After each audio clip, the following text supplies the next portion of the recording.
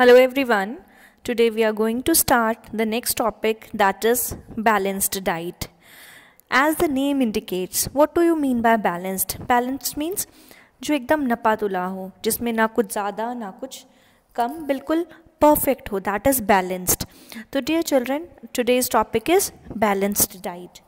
Now we all know that ये हम पहले भी पढ़ चुके हैं कि हमारी बॉडी में डिफरेंट न्यूट्रिएंट्स जो हैं अलग अलग फंक्शंस परफॉर्म करते हैं.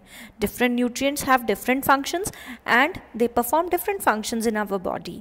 और वो हमें हेल्दी रखने के लिए, हमारी ग्रोथ के लिए, हमें एनर्जी देने के लिए they perform different functions like this and they help us to stay healthy. अगर हमारी बॉडी में अगर इनमें से किसी एक भी न्यूट्रिएंट की कमी हो जाती है, it can cause a disease. ठीक है, आजकल बच्चों में जो देखा जाता है कि सबसे ज़्यादा कमी जिस मिनरल की होती है दैट इज़ आयरन. ठीक है, तो आयरन की कमी की होने की वजह से हमने पहले भी पढ़ा है कि आयरन जो है it is required for the formation of haemoglobin and that is the pigment present in blood, जो कि हमें इन्फेक्शन से बचाती है. So the children having less iron they are more prone to infections. ना ऑल न्यूट्रिएंट्स, सारे nutrients जो हैं वो सभी जो है एक फूड आइटम में प्रेजेंट नहीं होते हैं. जैसे कि हमें पता है कि जो शुगर है उसमें कार्बोहाइड्रेट्स होते हैं, या जो व्हीट है उसमें सिर्फ कार्बोहाइड्रेट्स हैं, उसमें फैट, प्रोटीन या मिनरल्स नहीं होते हैं. जबकि फ्रूट्स एंड वेजिटेबल्स जो हैं उनमें विटामिन्स और मिनरल्स होते हैं, लेकिन उनमें प्रोटीन्स, फैट्स नहीं होते हैं. तो कई बार क्या होता है, आप जैसे एज के जो बच्चे हैं मोस्टली वो क्या करते हैं, उन्हें हैबिट होती है कि मैं ये नहीं खाऊंगा, मैं वो नहीं खाऊंगा. तो विद टाइम क्या होता है कि एक पर्टिकुलर न्यूट्रिएंट जो है उनकी बॉडी से वो मिसिंग हो जाता है.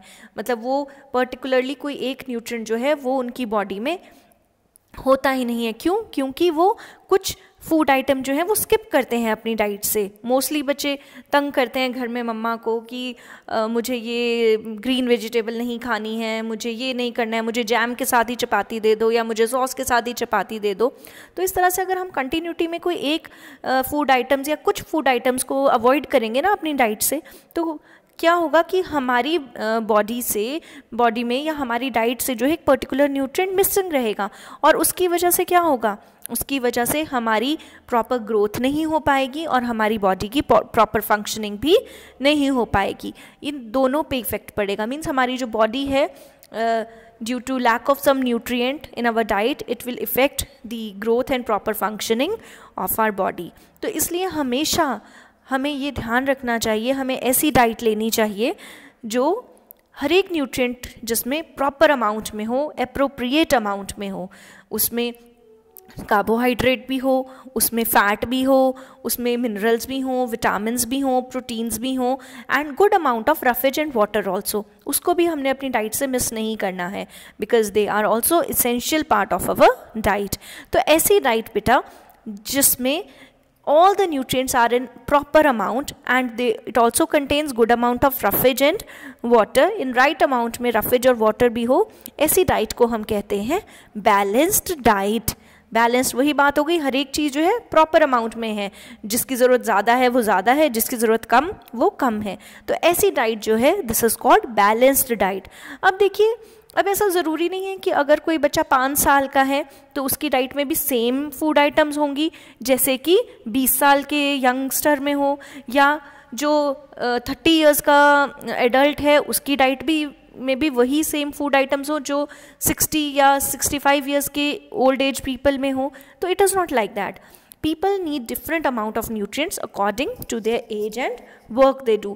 Means कि उनकी एज और उनके काम पे डिपेंड करता है कि उनकी डाइट में कैसे न्यूट्रिएंट्स होंगे. जैसे आप लोग हैं, छोटे बच्चे हैं, ग्रोइंग चिल्ड्रन हैं, ठीक है, आपकी हाइट भी बढ़नी है, वेट भी, there are certain processes going on in our body.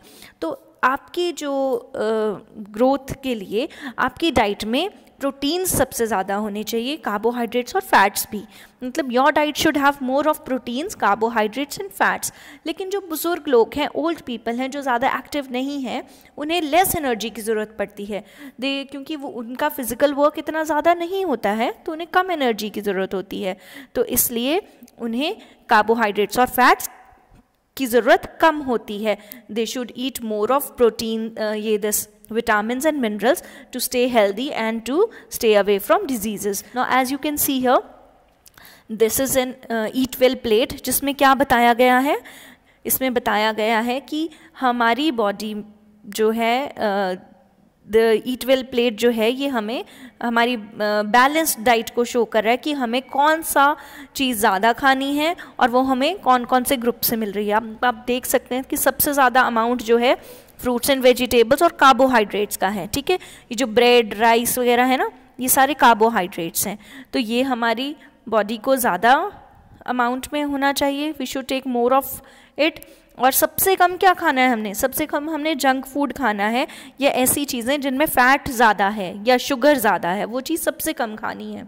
ठीक है, और मिल्क एंड डेयरी प्रोडक्ट्स जो हैं और जो फ़िश एग्स वगैरह हैं, non dairy sources of protein जो हैं, वो हमें इक्वलेंट अमाउंट में खानी है. So this is an eat well plate, जिसे हम अगर अच्छे से फॉलो करें तो हमारी बॉडी जो है वो हेल्दी भी रहेगी, स्ट्रॉन्ग रहेगी, हमें डिजीज़ भी नहीं होंगे. तो ये बैलेंस डाइट जो टॉपिक है बेटा, this is very very important, because अगर आप ये फॉलो करेंगे तभी आप लोग जो है, आपकी जो ग्रोथ है, आपकी को जो एनर्जी मिलेगी और डिजीज़ से लड़ने की शक्ति होगी वो ज़्यादा मिलेगी. So this was all about balanced diet. I hope you all will follow it. So thank you so much. Have a good day.